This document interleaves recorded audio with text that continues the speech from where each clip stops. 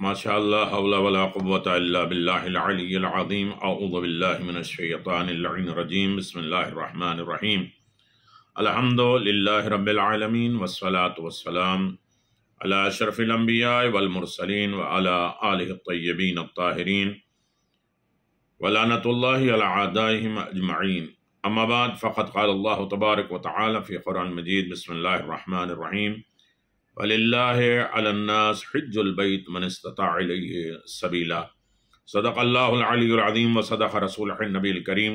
سامعین کرام قدر، ناظرین محترم، حج بیت اللہ مبارک ہو۔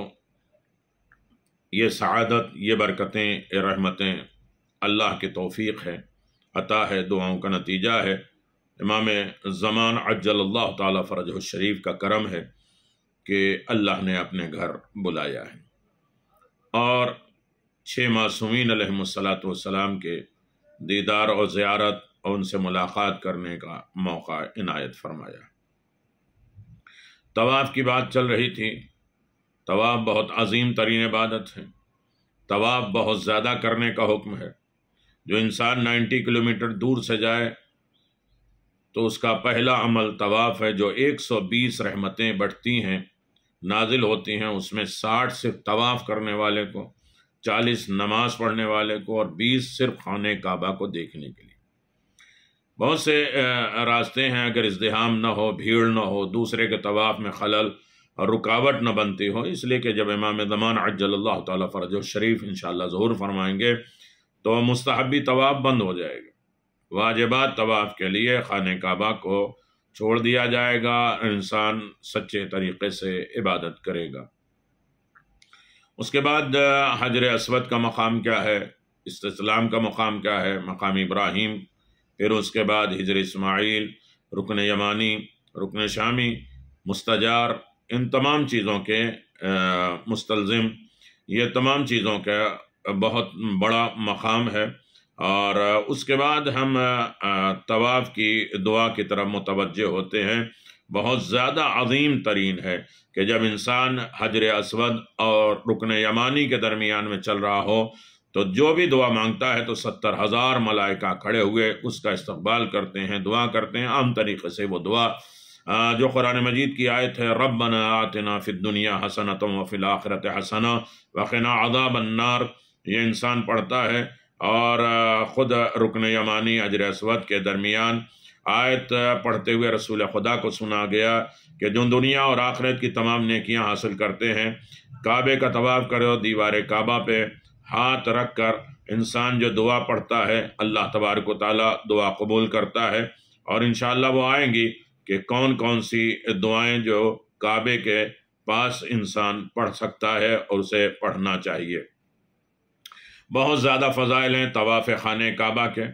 طواف خانہ کعبہ کے بعد ہماری گفتگو تھی نماز طواف خانہ کعبہ۔ ہمارے چھٹے امام، امام جعفر صادق علیہ السلام روحی و جسم لک الفدا فرماتے ہیں کہ تمہارے لیے مناسب نہیں ہے کہ واجب طواف کی 2 رکعت نماز مقام ابراہیم کے علاوہ کسی اور جگہ ادا کرو۔ ہاں، مستحب نمازوں کو جہاں چاہے آپ ادا کر سکتے ہیں، اس کے لیے کوئی جگہ معین نہیں ہے۔ مسجد الحرام میں کہیں بھی آپ نماز ادا کر سکتے ہیں۔ جب تمام طواف سے انسان فارغ ہو جائے تو مقام ابراہیم کے پیچھے آ کر 2 رکعت نماز بجا لائے۔ مقام ابراہیم تمہارے سامنے ہو، ایسا نہ ہو کہ بالکل ہم ناپ تول کے مقام بہت سے اس وقت ڈھونڈتے رہتے ہیں۔ مقام ابراہیم ہمارے سامنے ہو اور ہم نماز پڑھیں۔ پہلی رکعت میں سورہ قل هو اللہ الحمد کے بعد دوسری رکعت میں سورہ قل یا ایھا الکافرون ہے، پھر تشہد سلام ہے اور خدا کی حمد و ثنا ہے، پیغمبر اور آل پیغمبر پہ درود و صلوات ہے۔ خدا سے درخواست کرے کہ میرے اللہ ہمارے اعمال کو قبول کرے، اور یقیناً انسان جو ہے وہ یہ نماز ادا کرے تو بہت سی چیزوں سے انسان جو ہے وہ فارغ ہو جاتا ہے۔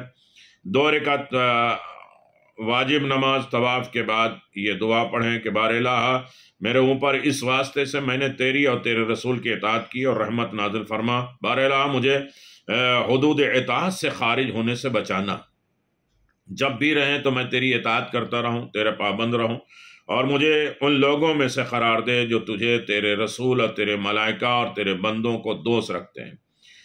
امام موسیٰ کاظم علیہ السلام نے فرمایا کہ ان کو دیکھا گیا کہ طواف کے 2 رکعت نماز، واجب نماز کو مسجد الحرام کے سائے میں مقام ابراہیم کے سامنے پڑھ رہے تھے، اور دوسری لوگ نقل کرتے ہیں کہ امام نے ایسے لوگوں کے بھیڑ کی وجہ سے کیا ہے کہ مقام ابراہیم کے پیچھے یا ان کے ساتھ نماز پڑھی۔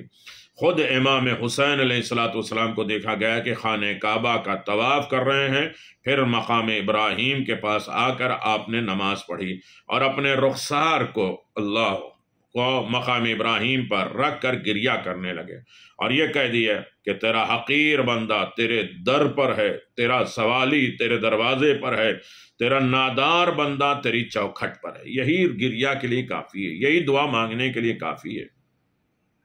یہ جملہ امام حسین علیہ السلام بار بار دہراتے ہیں اور نماز ختم کرتے ہیں۔ تو عزیزان محترم، طواف کے بعد اور سعی سے پہلے مقام ابراہیم کے پیچھے نماز طواف ادا کرنا واجب ہے، اور اس کی نیت بھی یہ ہے کہ میں اپنے حج الاسلام کے عمرہ تمتع کے طواف کی نماز پڑھتا ہوں قربتاً الی اللہ، عمرہ تمتع کے نماز طواف پڑھتا ہوں حج الاسلام کے لیے قربتاً الی اللہ۔ 2 رکعت نماز فجر کی طرح پڑھ لیں گے، طواف کے فوراً بعد نماز پڑھنا ہے۔ نماز طواف پڑھنا ضروری ہے، اس میں درمیان میں فاصلہ نہ ہو، فوراً ادا کرنا چاہیے۔ بہت زیادہ 2 4 10 منٹ انسان جائے، پانی پیے اور اس کے بعد بیٹھ لے، سانس لے لے، لیکن پڑھ لے، 10 منٹ سے زیادہ فاصلہ نہ ہو، زیادہ فاصلہ نہیں ہونا چاہیے۔ اگر زیادہ فاصلہ ہو جائے تو کیا طواف باطل ہو جائے گا؟ تو آیت اللہ خوئی کہتے ہیں کہ واپس جو ہے وہ طواف کرنا پڑے گا دوبارہ۔ آیت اللہ سیستانی کہتے ہیں کہ دوبارہ طواف کرنا احتیاط واجب ہے، لیکن آیت اللہ خمینی اور آیت اللہ خامنئی کہتے ہیں کام غلط ہے کہ انسان غیب کر لے طواف اور نماز طواف میں، لیکن دوبارہ طواف کرنے کی ضرورت نہیں ہے، نماز طواف ادا کر لیں۔ اسی طرح آپ دیکھیں کہ کوئی انسان ہے طواف کے بعد نماز بھول جاتا ہے، طواف کی اتنی بھیڑ ہے اور لوگوں کے ساتھ چلا گیا اور نماز طواف اس کے پر رہ گئی، اب کیا کریں؟ تو جب یاد آئے تو مقام ابراہیم کے پیچھے آ کر 2 رکعت نماز پڑھ لے۔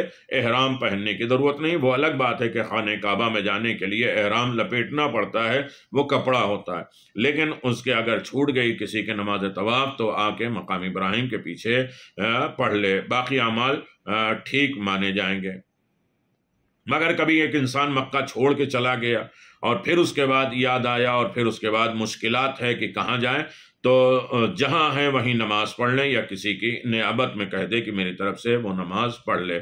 مقام ابراہیم جو ہے، مقام ابراہیم جس پر جناب ابراہیم کھڑے ہو کے خانہ کعبہ کی تعمیر کر رہے تھے، اور اتنا خدا نے انہیں بلند کر دیا کہ پوری کائنات میں جناب ابراہیم کی آواز حج کی دعوت کے لیے پہنچی، جو انسان آج بھی نسلوں سلبوں میں ہے، اور وہ آ کے آواز دیتا ہے لبیک اللہم لبیک۔ تو مقام ابراہیم بالکل سامنے ہو، پہلا ایک آدمی مقام ابراہیم ہوگا تو ایک ہی آدمی اس کے پیچھے ہوگا، تھوڑا اور پیچھے ہوگا 2 ہوگا، 3 ہوگا، 4 ہوگا، اور پورا ایک لشکر ہوتا ہے جو مقام ابراہیم کے پیچھے، عام طریقے سے لوگ یہ کہیں کہ یہ مقام ابراہیم کے پیچھے نماز پڑھ رہا ہے۔ نماز میں خاص طریقے سے مرد اور عورتیں اور خواتین جو ہے وہ ان کے ساتھ ساتھ کتنا فاصلہ ہونا چاہیے۔ خاتون اگر لیڈیز وہاں سب مکس ہوتے ہیں، آگے بیٹھی ہیں، تو ہم نماز پڑھ سکتے ہیں نہیں۔ مسجد الحرام میں یہ کہتے ہیں کہ نماز طواف ہو یا کوئی اور نماز ہو، اگر وہ لیڈیز اور خواتین ساتھ ساتھ ہیں تو آیت اللہ خامنائی، آیت اللہ خوئی کہتے ہیں کہ ایک بالش کا فاصلہ ضروری ہے مرد و عورت کے درمیان میں، لیکن آیت اللہ سیستانی، آیت اللہ خمینی کہتے ہیں فاصلہ ضروری نہیں ہے۔ لیکن عام جب نماز انسان پڑھتا ہے تو عام طریقے سے جب گھر میں یا کہیں اور جگہ ہے تو لیڈیز کو پیچھے ہونا ہے، یا ایک بالش کا مرد عورت کے درمیان میں فاصلہ ہو، یہ آیت اللہ خامنائی، آیت اللہ خوئی کہتے ہیں۔ اور لیکن آیت اللہ سیستانی کہتے ہیں کہ باقی تمام جگہوں پہ جو مرد عورت نماز پڑھیں گے وہ 10 ہاتھ یا 5 میٹر کا فاصلہ ہو، احتیاط واجب ہے۔ اور آیت اللہ خمینی کہتے ہیں کہ فاصلہ نہ بھی ہو یہ مکروہ ہے مگر ضروری نہیں ہے۔ کیا سوال یہ پیدا ہوتا ہے کہ نماز طواف جماعت کے ساتھ ہو سکتی ہے؟ نہیں، یہ تو ایک بہت مشکل کام ہے اور نماز جماعت کے ساتھ نہیں ہو سکتی ہے، مگر بعض مراجع کرام نے کہا کہ اس سے ہمیں پرہیز کرنا چاہیے۔ نماز طواف کے لیے اذان اور اقامت کی بھی ضرورت نہیں ہے۔ مسجد الحرام کا فرش جو ہے ماربل پہ ہے اور اس ماربل پہ پتھر پہ سجدہ جائز ہے، جس پر بالکل صحیح ہے۔ قالین پر سجدہ کرنے کی ضرورت نہیں ہے، نہ کپڑے پر، نہ ٹیشو پر، نہ اپنے ناخون پر۔ ناخون پہ ویسے بھی سجدہ نہیں ہو سکتا، ہاتھ کی پشت پہ بھی ویسے جب انسان ڈوب رہا ہو، مر رہا ہو، نہ اس کے پاس مٹی ہو، نہ اس کے پاس پتھر ہو، نہ اس کے پاس لکڑی ہو، نہ اس کے پاس پتا ہو اور نہ اس کے پاس کاغذ ہو، نہ کپڑا ہو، پھر اس کے بعد 7ویں 6ٹھی منزل پر انسان اپنے ہاتھ کی پشت پہ سجدہ کرے گا جب پانی میں ڈوب رہا۔ لیکن عام طریقے سے لوگ کہتے ہیں ناخن پہ سجدہ کر لیتے ہیں، جو جائز نہیں ہے۔ مقام ابراہیم کے پیچھے نماز پڑھتے ہوئے خیال رکھیں کہ دوسرے کو بالکل اذیت اور تکلیف نہ ہو۔ لوگ طواف میں جا رہے ہیں، آپ کھڑے ہوئے نماز ایک مستحب کو انجام دینے کے لیے کہ یہیں ہمیں پڑھنا ہے، تو آپ کی نماز بھی ادھر ادھر ہو جائے گی کہ ایک رکعت یہاں پڑھیں گے دھکا لگے گا، دوسرے کے طواف بھی روکنا صحیح نہیں ہے۔ نماز پڑھ کے دوسری جگہ دوسروں کے لیے خالی کر دیا جانا چاہیے۔ جو کوشش کے باوجود صحیح طریقے سے نماز نہیں پڑھ سکتا وہ احتیاط کرے، اس لیے کہ نماز میں بہت شرطیں ہیں۔ نماز طواف میں بہت سے شرائط ہیں، مخارج کے ہیں، حروف کی ادائیگی ہے، صحیح طریقے سے مخرج ادا ہو، اس کو رکن اور واجبات کا علم ہو، مستحبات اور مکروہات پر غور کرے۔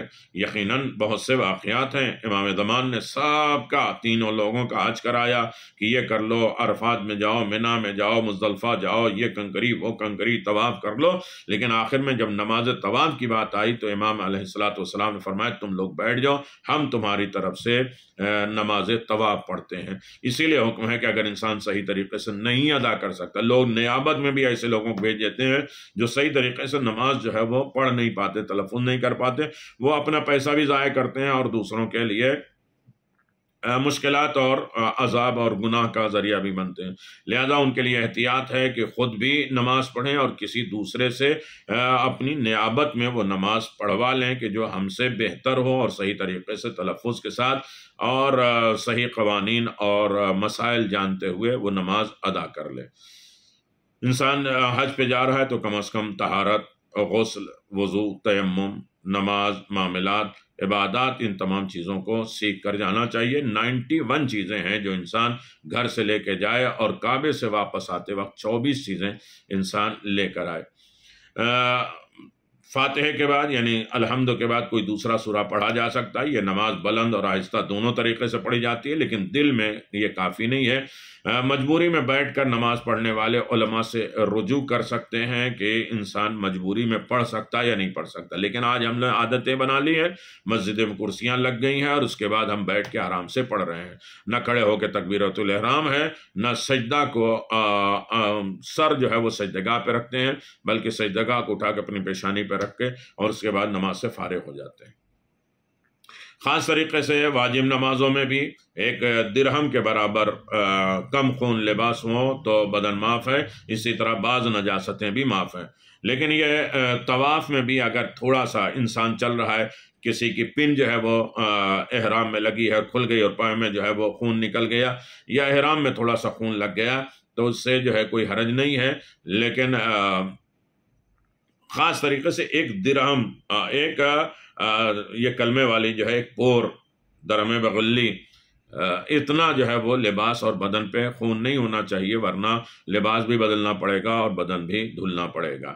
نماز طواف میں شک بالکل نہیں ہے، یہ بالکل فجر جیسی ہے، صبح کی طرح سے نماز پڑھی جاتی ہے۔ صبح کی نماز میں کوئی بھی شک ہو جائے تو نماز باطل ہے، اسی طرح نماز طواف میں بھی اگر شک ہو جائے تو نماز باطل ہے۔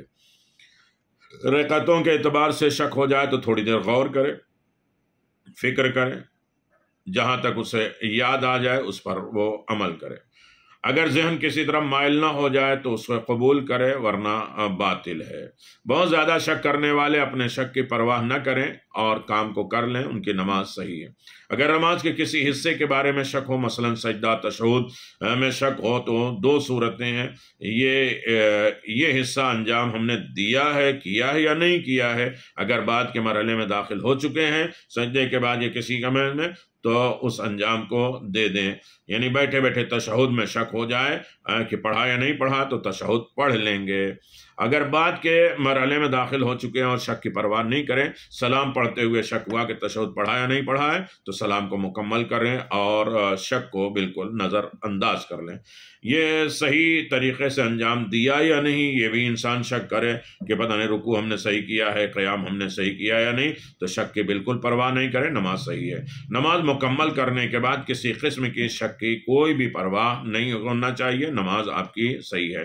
نماز طواف کے مستحبات ہیں کہ پہلی رکعت میں سورہ الحمد کے بعد سورہ قل هو اللہ احد پڑھیں، دوسری رکعت میں الحمد کے بعد قل یا ایھا الکافرون پڑھنا ضروری ہے، یعنی مستحب میں، واجب نہیں ہے، واجب کوئی بھی سورہ پڑھ سکتے ہیں۔